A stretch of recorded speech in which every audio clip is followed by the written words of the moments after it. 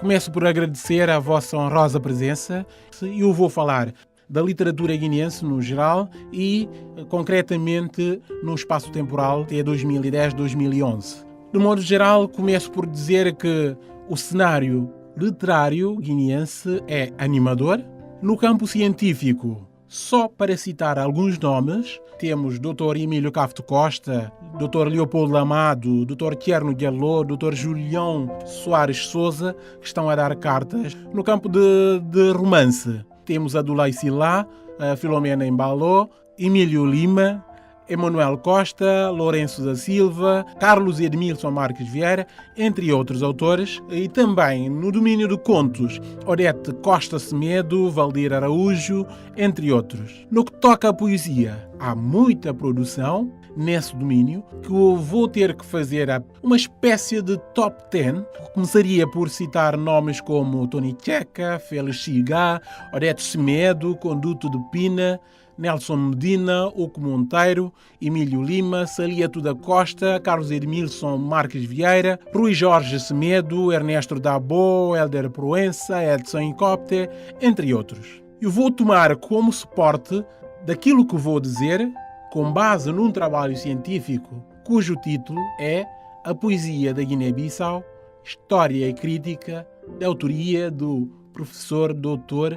João Adalberto Campato Júnior, um professor brasileiro. Antes de tudo, uma nota breve que retirei de uma brochura do Plano Nacional de Leitura, em Portugal. A poesia é um meio privilegiado para despertar o amor pela língua materna. A rima, o ritmo e a sonoridade permitem uma descoberta progressiva das potencialidades da linguagem escrita. O meu suporte técnico é uma obra situada a meio caminho entre a história e a crítica literária, com enfoque na produção literária no horizonte temporal a partir dos anos 90 até os nossos dias. Sublinho o significativo crescimento, estou a falar da poesia, quer a nível quantitativo, quer a nível qualitativo, enaltecendo, obviamente, as coletâneas poéticas dedicadas à apresentação da visão geral da poesia da Guiné-Bissau até aos primórdios dos anos 90, que são Antologia Poilão, editada em 1973, Mantenhas para quem luta, editada em 1977, Momentos Primeiros da Construção, Antologia dos Jovens Poetas, editada em 1978, Os Continuadores da Revolução e a Recordação do Passado, em 79, Antologia Poética da Guiné-Bissau, em 90, O Eco de Pranto, em 92 e o Traços no Tempo, em 2010. Uma nota importante.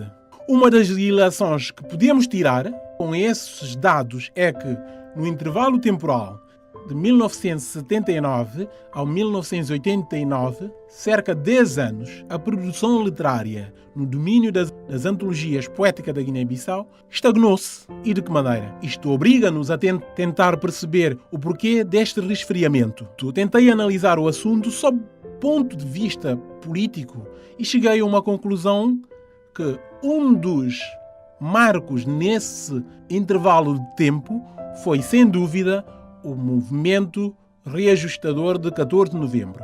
Agora, vejamos, será que existe uma relação direta entre a produção literária com a implementação do novo regime? Será que a liberdade de expressão não tinha sido posta em causa neste período temporal? De uma coisa eu tenho a certeza, que os poetas não deixaram de escrever durante este período.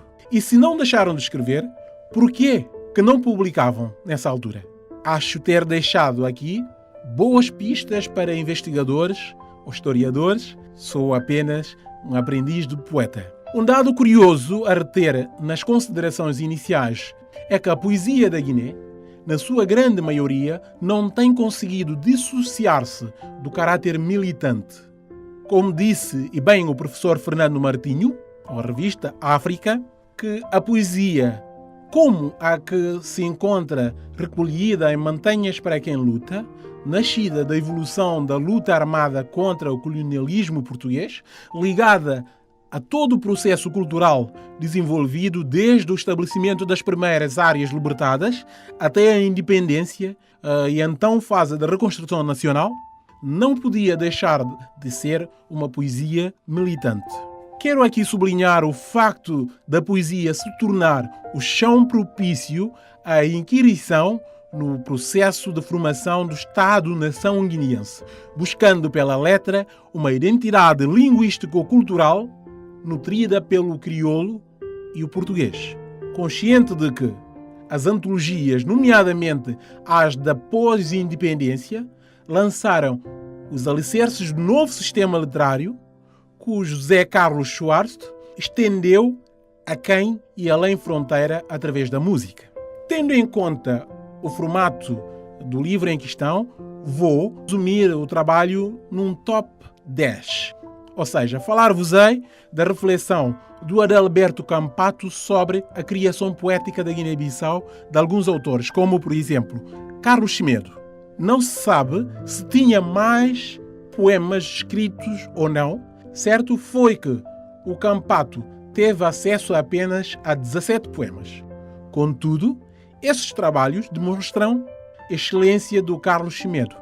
Quanto ao Vasco Cabral, aos olhos do professor Adalberto, saiu com o rótulo do poeta vital na edificação do enfoque histórico-artístico da poesia guineense.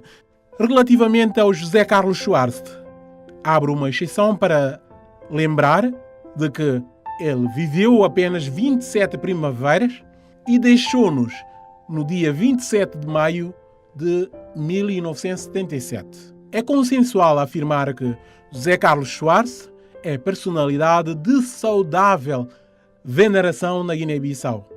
Se existe, por hipótese, escritor que possa ser estimado patrono da poesia guineense, esse é o Antônio Soares Lopes Júnior, mais conhecido por Tony Checa. Na condição de poeta, Agnelo Augusto Regala não editou nenhuma obra individual. Entretanto, participou em várias antologias, tanto na Guiné como no exterior. No entanto, perfila entre os escritores militantes mais destacados da Guiné-Bissau.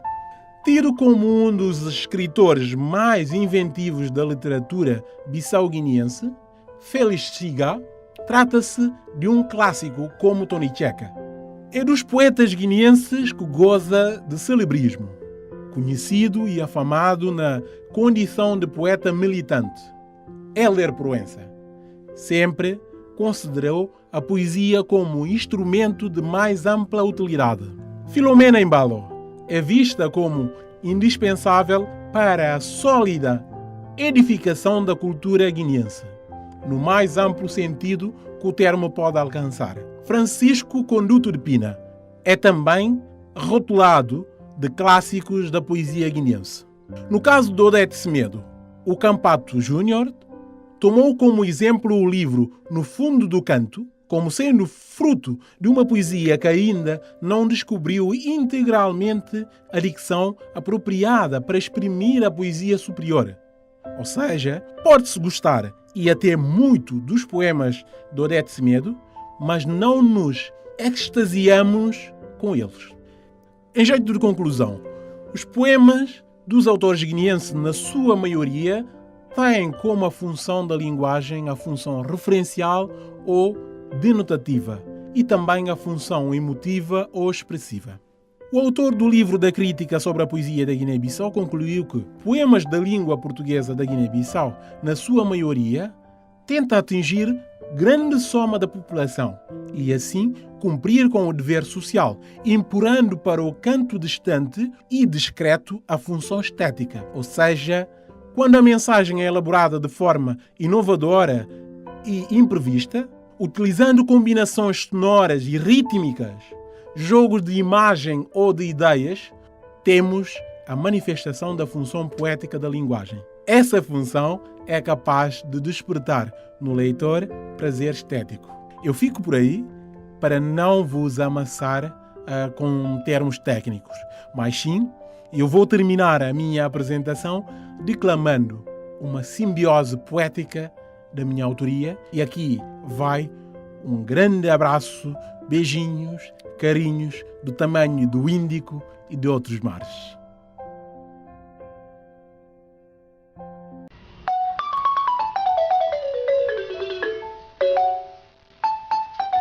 Eu sou da terra do poilão sagrado.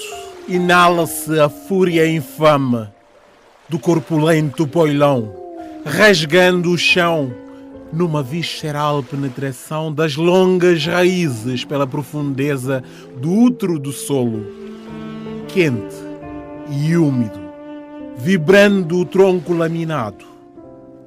Tudo à volta treme, calafrio terreno, do pó no ar se geme, cheira a pólen, aqui e além, espirra-se a poeira, escuta-se, aqui e ali, santinho, santinho, santinho.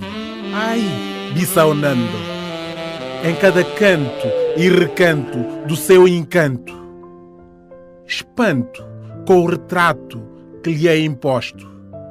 Na melancolia da sua modéstia, esculpiram-lhe de tristeza que contrasta com a sua beleza.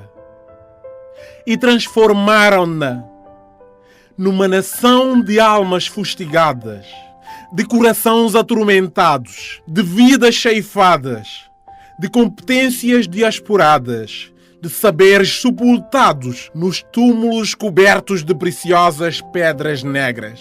Por tudo isso, quando lentamente o crepúsculo avança, sinto-me uma carente criança, desprovida de esperança, com futuro na balança. Nas viagens das musas nas brisas, cravajo a náusea que nos usurpa a calma, e nos pisa, e nos maltrata, e nos esfrega a alma. E faz da nossa terra nação da vida madrasta, onde com punho de ferro devastam o sossego e a paz perdura na lembrança. São tristes traços deixados no tempo. Mas nada acontece fora do tempo. Não adianta ir além do tempo, nem atrás do tempo, porque o tempo tem o seu tempo. Nesse tempo que vivemos ao alvorecer das lágrimas e desabrochar das pétalas, como o sol que cintila no mar de rosas. No culto do tempo, todos marcam presença, em cada gesto íntegro ou perverso que transcende o mundo vil.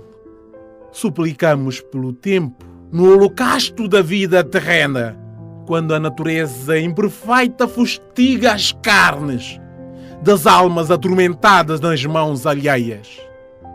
Cada tilintar da vida é um eco implícito, onde nenhuma ente sobrevive, sem traços no tempo. É por isso que no romper da aurora, fixo o olhar no horizonte, o sol rasga lentamente as nuvens e prolonga-se a sonoridade do macaréu da costa ocidental africana. E agora, na diáspora, não me peçam explicações. Poderei não saber responder, muito menos explicar o que se passa na mente dos homens da minha terra. O não saber explicar é igual a não compreender.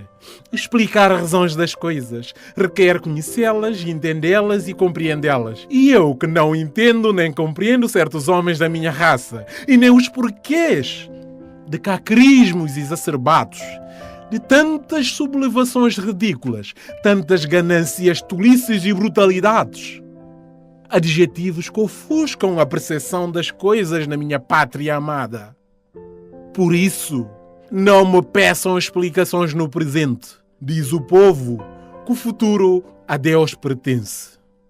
Um dia falar-vos-ei da mansidão dos pelicanos à beira-mar, contrastando com o verdejar dos mangás do rio Cacheu, do ritmo dos tambores, balafões, tinas, corás, sicôs nas noites de luar, da beleza da mulher guineense, do serpentear do estuário do Saltinho, da brandura do rio Jeba, das águas límpidas das praias de Varela, Bulama e Bubaque.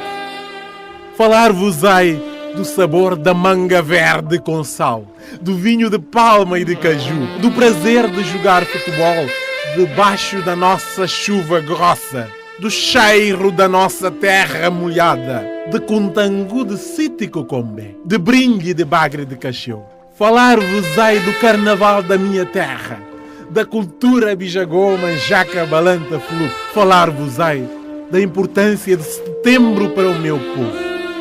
Falar-vos-ei com doçura da terra que me viu nascer, também da hospitalidade do meu povo. Disso, sim, entendo, compreendo, valorizo e orgulho-me.